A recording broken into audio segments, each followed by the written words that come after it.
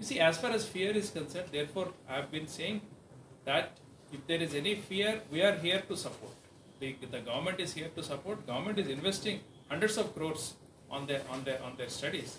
So where is the question of leaving them without any adequate protection?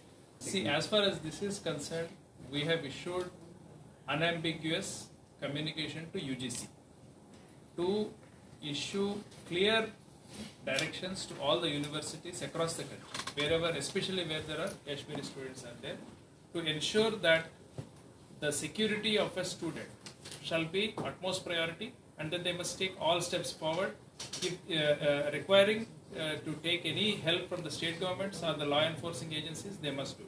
I think as far as Uttarakhand is concerned, UGC has contacted the Vice Chancellor, and then the Vice Chancellor has stated that there is no threat to any of the student, and it is their responsibility to protect everybody.